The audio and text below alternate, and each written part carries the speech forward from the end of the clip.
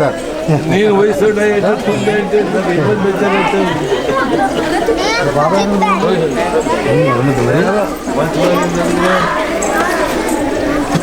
శ్రీకృష్ణ గారి జన్మదిన సందర్భంగా మన పాఠశాల విద్యార్థులందరికీ కూడా మిఠాయిలు పంపిణీ చేస్తున్నారు. వారికి తాళ్ళూరి పంచాక్షరయ్య చారిటబుల్ ట్రస్ట్ ద్వారా ఈ కార్యక్రమాన్ని ఏర్పాటు చేస్తున్నారు. పంచాక్షరయ్య గారికి మరియు వారి కుమారులకి ఆ సరస్వతి మాత ఎల్లవేళలా ఆశీస్సులు అందించాలని, వారి సేవకు ఆమె ఎప్పుడు సర్వదా శక్తిని ప్రసాదించాలని, అలాగే ఆ సీతారామచంద్రమూర్తి యొక్క ఆశీస్సులు ఎల్లవేళలా ఉండాలని మనందరం కోరుకుంటూ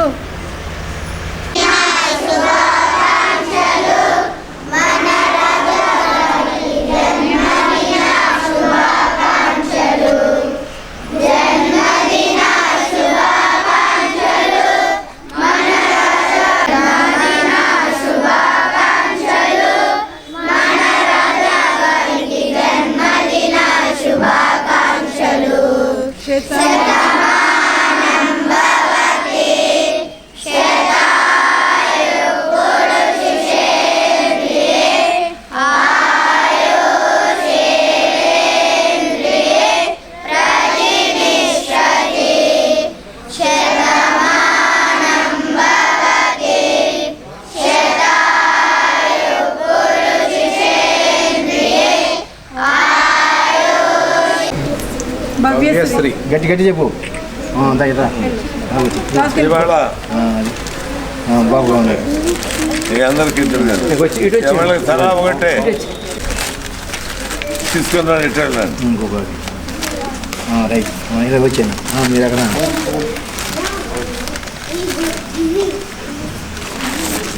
చాలా గుర్తింపు దేవాలన్న భావంతో మీ తల్లిదండ్రులు పంపుతున్నారు. వీళ్ళు మిమ్మల్ని ఎంతో పెద్ద ఎత్తుగా ఆకాశం అంత పెంచాలని మీ గురువులు చేస్తున్నారు. మరి మీరేమనుకుంటున్నారు? ఏమనుకోవాలా? ఏదైతే మీ తల్లిదండ్రులు ఆశించి పంపినారో మీ ఉపాధ్యాయ వర్గం ఏదైతే చెప్తుందో అవి సూచన తప్పకుండా మీరు ఆచరించాలి. అంతేకాకుండా చేయకుండా చేసినవని చెప్పటం, అబద్ధం ఆడటం, తప్పులు చేయటం, ఎవళ్ళు చూడకపోతే మనం ఏదైనా చేయొచ్చు అనుకోవటం. ఒకవేళ పెద్దవాళ్ళం మేము చేసిన మా గీత గారి భర్త ఏదన్నా వాళ్ళు ఒక తేడా చేసినా అబ్బా ఏంటిది అనుకోవాలి తప్ప ఆయన చేసిందిగా వాళ్ళు చేసినాను మనం చేయదా అని అనుకోవద్దు. మిమ్మల్ని మీకొక్కటే, మీకు మీ తల్లిదండ్రులు ప్రత్యక్ష దైవాలు, వాళ్ళే దేవతలు. ఆ తర్వాత మిమ్మల్ని అభివృద్ధి పదంలో నడపాలన్న చేసేటువంటి మీ గురువులు మీకు దేవతలు. వాళ్ళు చెప్పింది తూచా తప్పకుండా చెయ్యాలి. అందుకనే పెద్దలు గౌరవించటం, దైవభక్తితో ఉండటం, చెప్పి అబద్ధం ఆడకపోవటం, తప్పు చేయకపోవటం. ఎవడైనా పక్కోడు చేస్తే వద్దు తప్పది ఇట్లా ఫలానా అన్న ఎవరో పెద్ద ఆయన వచ్చి చెప్పిండు కదా, మన అమ్మగారు చెప్తుంది, మన టీచర్లు చెప్తాను అని మంచి బుద్ధితోనే మీరు మెలిగి మీరు విద్యావంతులై గొప్పవంతులై ఈ సమాజం ఎంత విద్య జరిగితే అంత దొంగలైనారు, ఎన్ని అధికారాలు వస్తే అంత దోపిడీ చేస్తున్నారు రాజకీయవాదులు.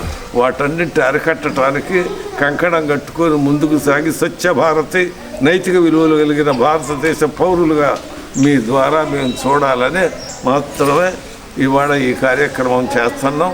అది ఎందుకోసం మాకేమే ఎల్లం కాదు, డబ్బులు ఎక్కువ దాచుకోవచ్చు, దాచుకుంటే ఎవడోడు పేరు తిరగపోతాడు, లేకపోతే ఇంకోటి పోతాడు. కానీ మీరు గొప్పవాళ్ళు కావాలని చాలా తక్కువ మంది ఆలోచిస్తూ ఉంటారు. కాబట్టి మీరు అందరూ ఇది గుర్తుంచుకొని మీ గురువులు చెప్పిన విధంగా అక్కడ మీ విద్య చెప్తా ఉపాధ్యాయులు చెప్తారుగా అవన్నీ అక్షరాలు చేసి మీ తల్లిదండ్రులు పొద్దున్నే ఇంటికి పోయిన ముంగానే మీ అమ్మ నాయనకి దండం పెట్టండి, వచ్చేటప్పుడు దండం పెట్టండి, ఇక్కడికి వచ్చినాక వీరందరికీ దండాలు పెట్టండి, భగవంతుడికి దండం. మీ పాలిట భగవంతులు వాళ్ళు. సాహిబ్ గారు మొన్న చనిపోయిండు అబ్దుల్ కలాం ఆజాద్, వివేకానందుడు, ఇట్లాంటి శ్రీరాముడు, శ్రీకృష్ణుడు, ఇలాంటి వాళ్ళుగా అంత వాళ్ళ మీరు కావాలని పట్టుబట్టండి. మీరు సరస్వతి, లక్ష్మి, పార్వతి మహాములు సమానులైతేనే మీరు ఆ స్థాయికి వెళ్తారు. అందుకోసమని ఈ కార్యక్రమాలు మేము చేసేది మాకే పెడతాం. మాకేముంది, మీరు అలా మీరు చెప్పిన తక్కువ అయితే మళ్ళీ ఏడుస్తున్నాడు.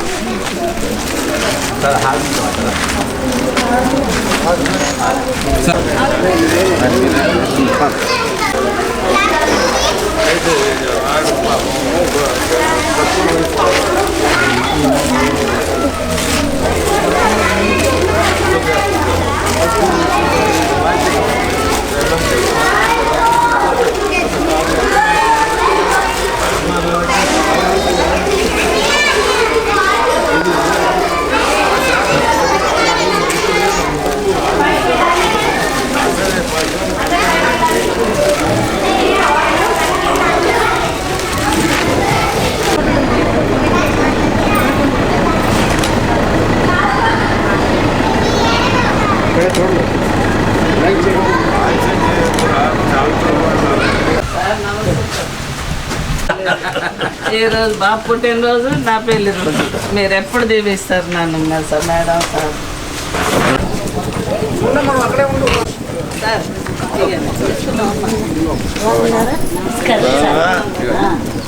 అబద్ధం ఆడినావు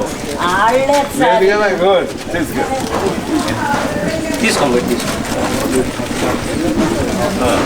ఇక బాబు పుట్టినరోజు చల్లగా ఉండాలి.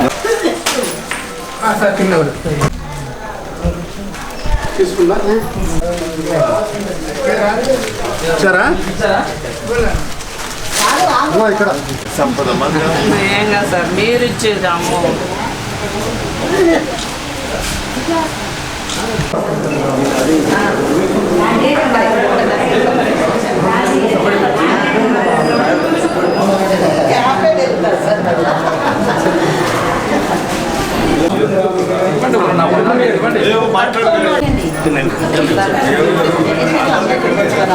లేదండి 10 మంది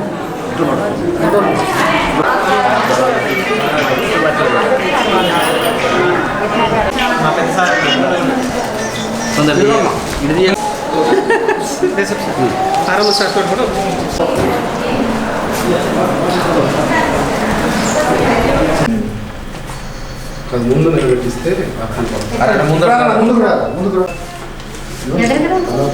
కాలు కూడా కవర్ అయ్యేటట్టు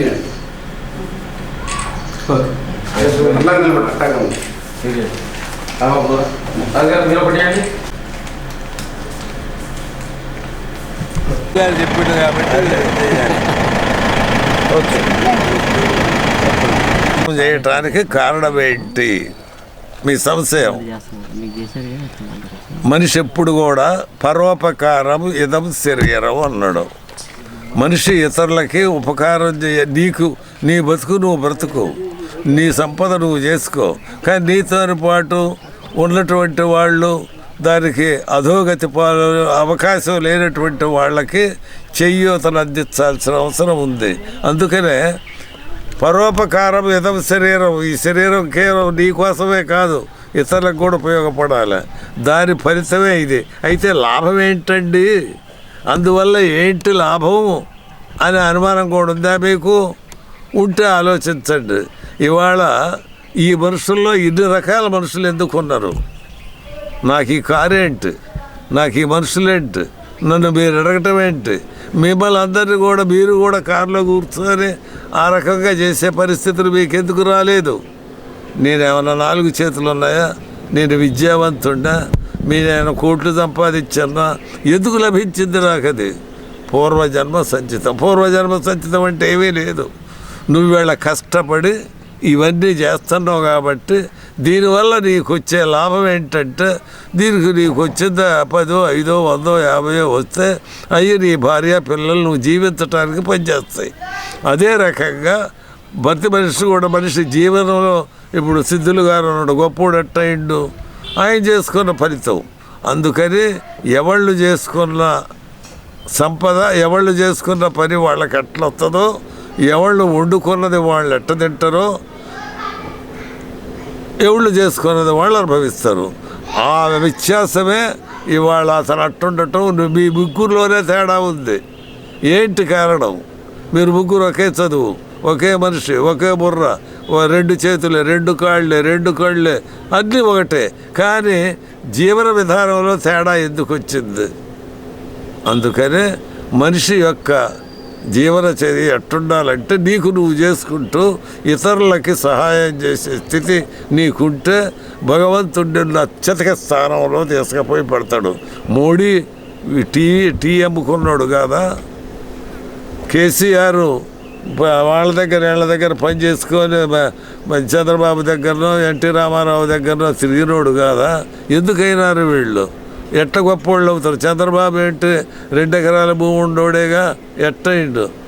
అందుకనే వీళ్ళందరూ చేసుకున్న ఫలితాలు చేసుకున్నాక సక్రమంగా చేయలేదనుకో, నువ్వు ఇప్పుడు ఈ డ్యూటీ చేసి సరిగ్గా చేయలేదనుకో, డ్యూటీలో తప్పు చేస్తే నీ జీవన విధానంలో అది ఎడతెగని దెబ్బతీస్తుంది.